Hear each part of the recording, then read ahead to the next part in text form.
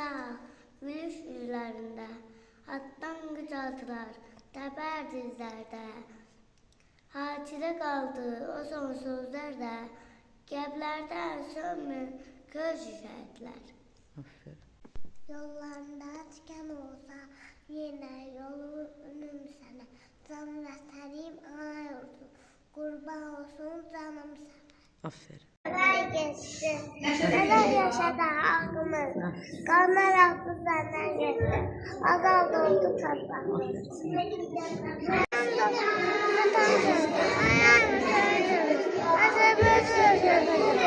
Her canlı savuran biraz, azat olan, azat eden azatlığı çok Aferin sana. Saklasın hizmetten doğuda işte.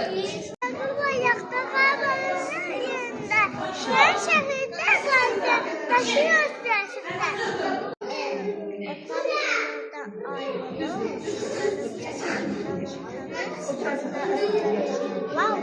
Liderse devletin yabanı dikti şekilde.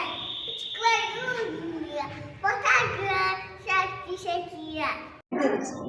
Anamın bazı, atamın nidası, oğlum da can verdi, en uzun rası. O başladı, ağır senin, bayrağını can saklar, şefkatli, can estoklar.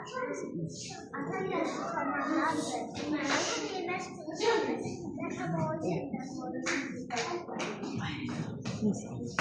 Allah, devamlı son sesinde, yer Allah'a yaz, çöpelerde,